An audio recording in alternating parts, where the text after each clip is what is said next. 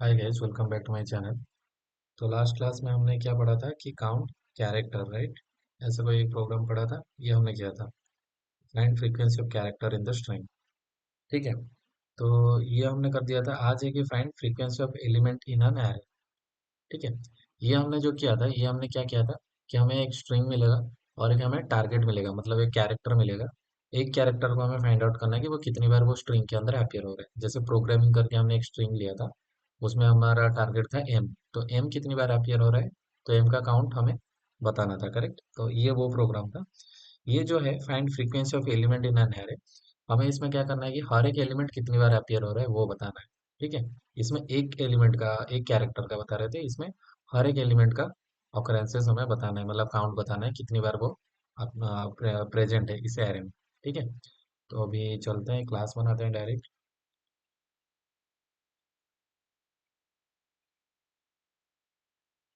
Class का नाम दे देते हैं frequency of element. Frequency of element in array, ऐसे करके क्लास का नाम दे देते हैं। ठीक है, frequency of element in array, इसको पब्लिक क्लास बना दो। इसके अंदर एक मेथड ले लेते हैं जिसके अंदर हम अपना पूरा लॉजिक लिखेंगे। मेथड का नाम पब्लिक वॉइड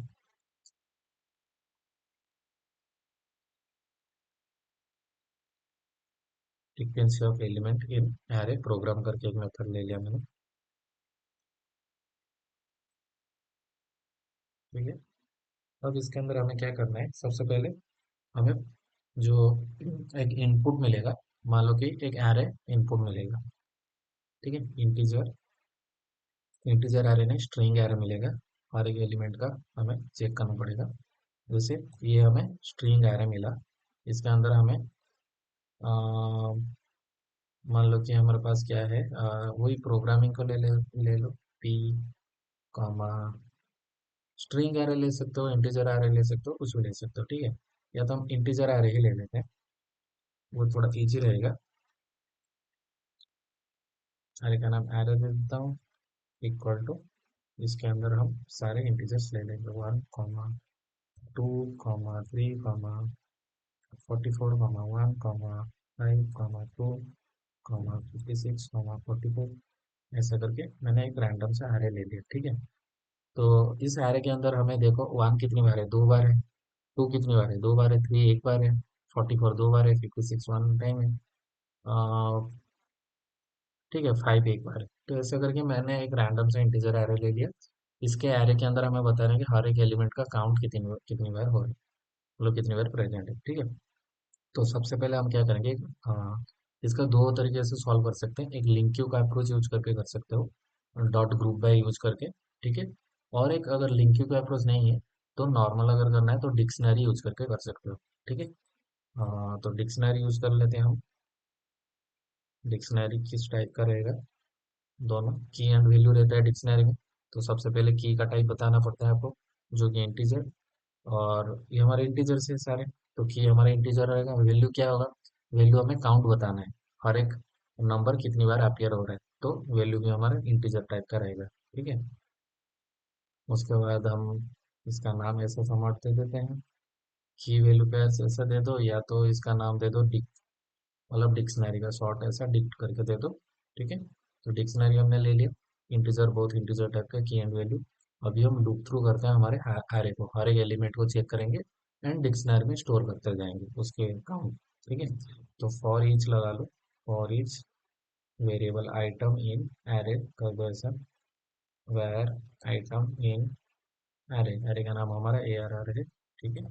इसके अंदर हम क्या चेक करेंगे, इफ डिक्ट, देखो डिक्ट डॉट कंटेंट्स की डॉट आइटम, मतलब ये जो डिक्शनरी है, अगर ये जो आइटम आ रहा है, ये जो आइटम आ रहा है, अगर ऑलरेडी ये डिक्शनरी में है तो क्या करो, डिक्शनरी आइटम को प्लस प्लस कर दो, मतलब उसका जो काउंट है उसको प्लस प्लस कर दो। अगर नहीं है तो उसको 1 सेट कर दो।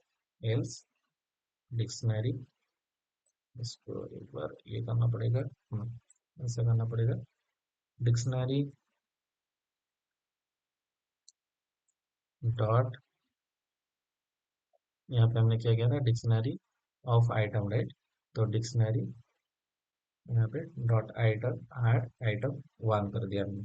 ठीक है, तो ये क्या हो गया, यहाँ पे इतना ही टोटल इतना ही लॉजिक है। इसमें क्या हुआ, ऑलरेडी अगर ये डिक्शनरी में ये जो आइटम आ रहे हैं वन बाय वन करके हमने एरे को लूप थ्रो कर रहे हैं, तो ऑलरेडी अगर इस डिक्शनरी में प्रेजेंट है तो वो क्या कर देगा, उसका काउंट को प्लस प्लस कर देगा, मतलब count equal to count plus one कर देगा।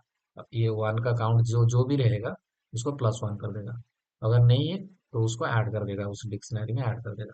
ठीक है, तो ये हो गया। ये होने के बाद हम क्या करेंगे, यहाँ पे और एक ब्रैकेट मिस हो रहा है, हाँ।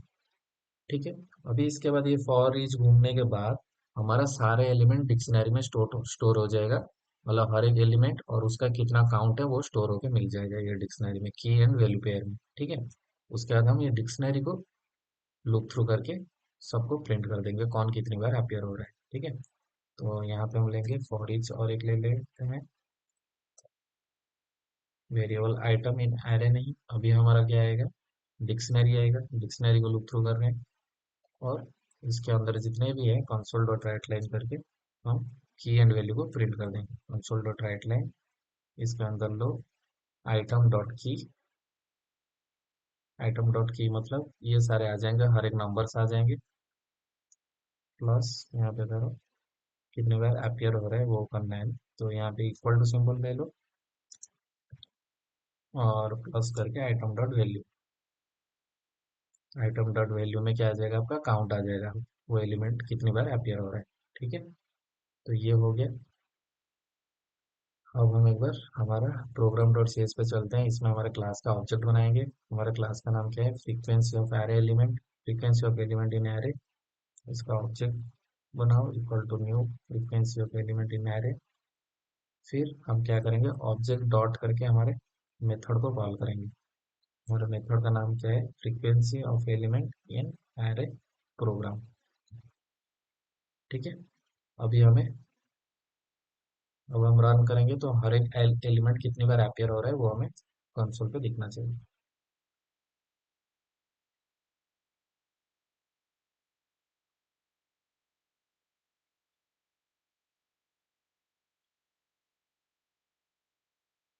ठीक है, देखो हर एक एलिमेंट का आपको फ्रीक्वेंसी दिख गया, वन दो बार अपीयर हो रहा है, टू दो बार अपीयर हो रहा है, थ्री एक बार अपीयर हो रहा है, तो सबका काउंट हमें मिल गया। ठीक है, तो सिंपल लॉजिक था, जस्ट एक ही फॉर ईच लूप, ये फॉर ईच लूप है, ये तो बस आपको की वैल्यू पेयर को डिस्प्ले कराने के लिए दूसरा फॉर ईच लूप है। ये जो पहला फॉर ईच है इसके अंदर सारा लॉजिक है। वो क्या करता है, ऑलरेडी अगर डिक्शनरी में ये आइटम है तो उसका काउंट को बढ़ा देता है, प्लस प्लस कर देता है, अगर नहीं है तो उसका काउंट को वन सेट कर देता है। ठीक है, तो आई होप ये आपको समझ आ गया होगा। तो आज के क्लास पे इतना ही। Thank you.